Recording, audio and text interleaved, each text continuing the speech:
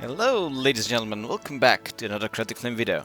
So now in honor of Battlefront 2 getting so many new players, I'm going to share some tips and tricks for Starfighter Assault, and also I'm going to share the controls with you.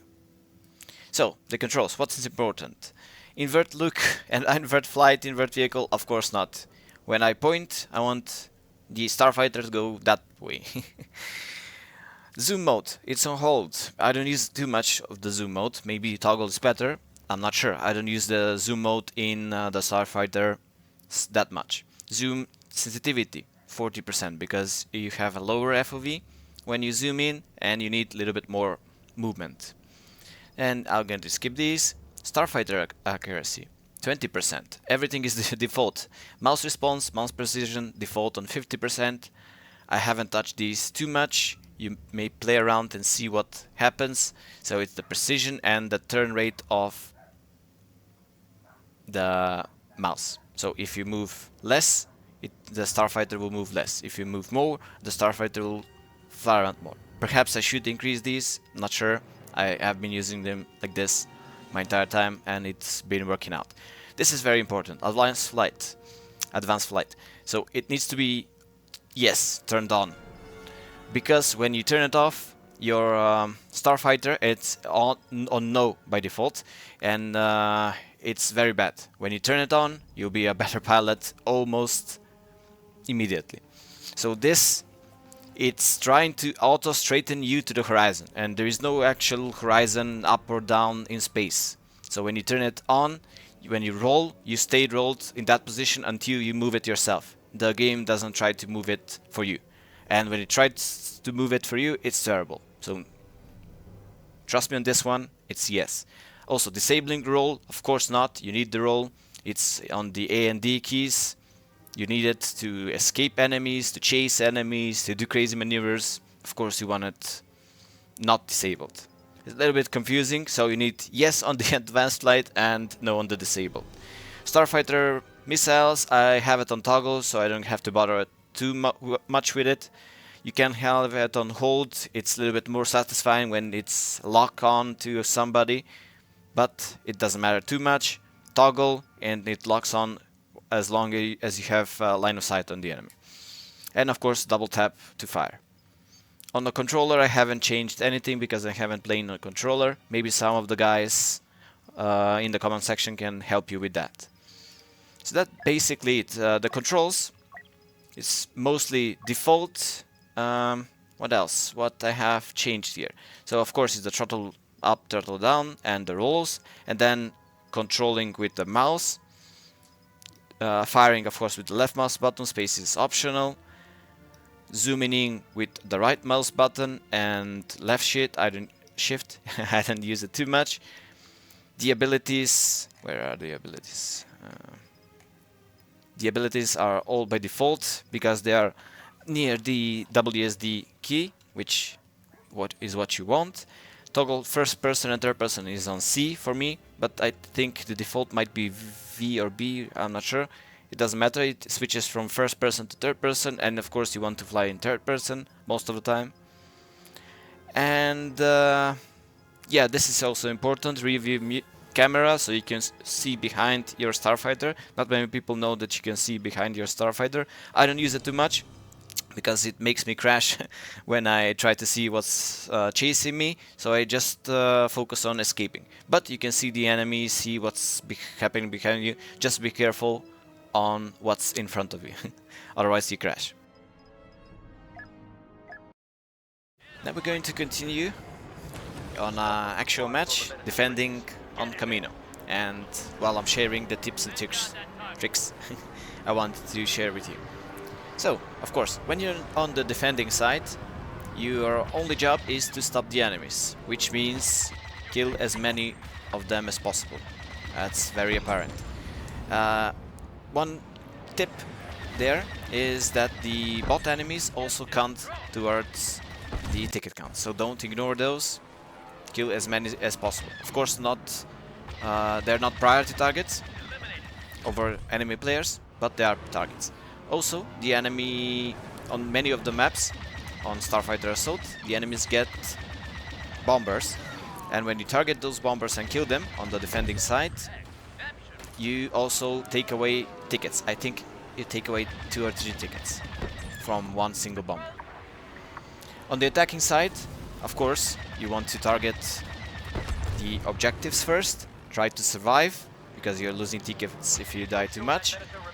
And if you have the time and the enemy is in your sights, yes, of course, target them. It will make it easier for your friends, you know, to do the objective. But again, the objectives are the focus there. So see how your team is doing and focus the objectives more if they're doing not too good, or if you're doing well, just do whatever you want. So that's one tip.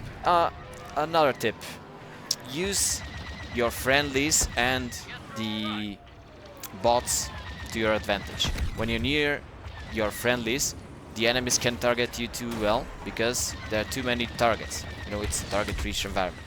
Also, of course, another tip is to use the obstacles, the environment to your advantage, as you can see in the background. So I moved around the obstacle so I can avoid the enemy fire. If you're out in the open, especially far away from obstacles, you're an easy target. As you can see me in most of my gameplay, I stick close to the... and got. I stick close to the obstacles, to the environment, and that makes me a difficult target. Then, more tips. When you target enemies, don't overcommit. Of course, don't just hit them once and give up, because then you're targeted by them. You're orange mark on their HUD. So if you can get a kill, focus on the kill, but don't overcommit or, for example, chase them inside their spawn point, because that way you're almost guaranteed to perish. Of course, if somebody's chasing you, that's your main priority. Unless you're with the Millennium Falcon, as I'm in the moment. But that's your main priority. As you can see, the enemy is marked with orange color, so you have to take them out, because you're also marked to them with this mark, the double red mark. Of course, learning the maps is very important, you know, knowing each of the objectives, what you need to do to target them. For example, in this case, we are defending the Venator bridges. So that's the Venator. It says so clearly what you need to defend, but when you're an attacking team, it's not always clear. So try and focus on the objectives and what you need to do. More tips: you can, if you're playing in a team, you can coordinate better, of course, on Discord with your friends. If, for example, one of you is chasing the enemies, the other one can focus the objective. For example, if my friend Yazam gets Mole, for example, to attack the enemy objective, I'm always staying as close as possible to him to defend him, because Mole is very deadly to the objectives, but he's very vulnerable unless he has his stealth. So if I can make Mole survive for at least 2 strafes at the enemy objective, then only that can take away half of the enemy's objectives.